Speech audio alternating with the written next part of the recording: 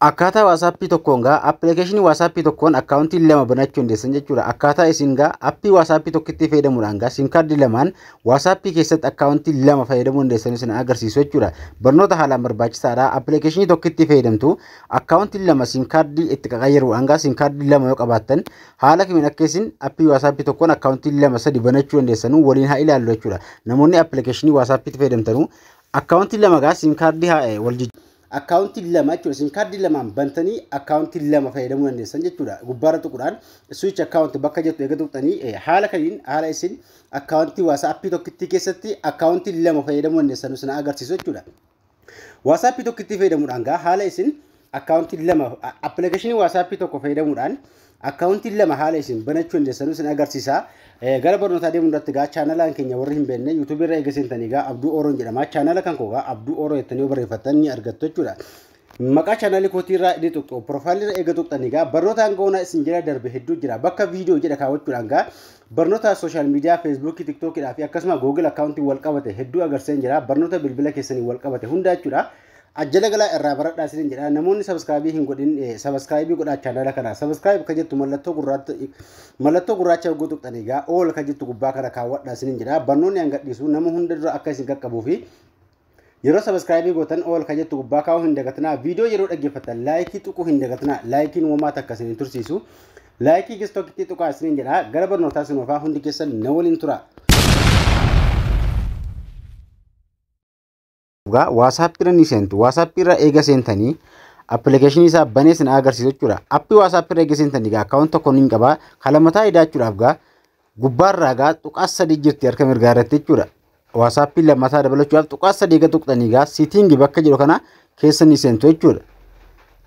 WhatsApp irra eega seentanii akkaawuntii bakka jennu tuqxu. Akkaawuntii eega tuqxanii ganjallaa kaadha furaan adda akkaawuntii ka jennu tuqxu jechuudha. Adda akkaawuntii kana akkaawuntii dabalataa banachuudhaaf gaa kabraa qabaattan ganjallaattan mallee adda akkaawuntii ka jedhu isin gaafata jechuudha. Ganjallaa kanatti gaa adda akkaawuntii ka jettu eega tuqxanii gara fuula duraa isin oofa. Asirratti WhatsApp tokko warri qabdan karaa lammataa banachuutti kan nuti deemaa jirru. Lammata gaa asirratti gaa agree and continue ka jettu tuquudhaan gara fuula duraa deemtu lakkoofsa bilbila keessan keessaa qabdanu kan ittiin banamee jiru osoo hin taane haaraadha ka'ee lakkoofsa kabraa itti naqxu haaraa akka qabdan jechuudha. Lakkoofsa keessan eega itti naqxanii gaa next gochuudhaan gara fuula duraa deemtu jechuudha. Lakkoofsa WhatsApp ittiin banataa jirtan lammata itti naquudhaan gara fuula duraa deemtu jechuudha. Asirratti gaa eega asirra geessanii lakkoofsa bilbilaa keessan continue jechuudhaan gaa asirratti verification code azar kan jedhu ganjallaa kan tuquudhaan verification code maalirratti akka isin ergamu ni filattu. Asirratti SMS dha kana ergamu ni filadha. SMS dha kaachuudhaan gaa akka jiru message na ergan filachuudhaan continue nan jedha. Message dhaan WhatsApp irraa na dhufa jechuudha. Bakka message irraa lakkoofsa verification code isin ergame fuutanii bakka duwwaa kanatti ni naqxu. Verify goota jechuudha. WhatsApp isin ergaa.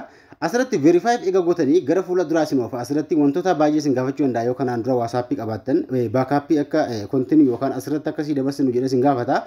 Eega gara kana dhuftanii maqaa keessan ni barreessitu. Profaayilii mallattoo kaameraa tuquudhaan profaayilii irra kaawwachuu dandeessu. Asirratti maqaa keessan ka WhatsApp itti kan isin barreeffattanu profaayil info kan jedhu kana jechuudha. Kaameraa tuquudhaan illee footoo irra kaa'achuu dandeessu. Asirratti mallattoo kaameraa eega tuqxanii gaalaarii keessaa yoo footoo qabaattan fiddanii irra kaa'uu dandeessu jechuudha.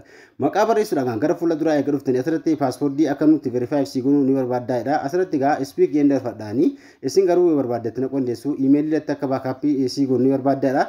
Speak jechuudhaan barbaadda. Asirratti gara dhumataa jira jechuudha. Gara bannee fixuutti jira jechuudha. WhatsApp kana eega bannee fixnee haala kanaan nu baasa. Asirratti wantoota sadii mul'ata. Chaatidhaa fi abdeetidhaa fi koolmi kan jiru jira jechuudha.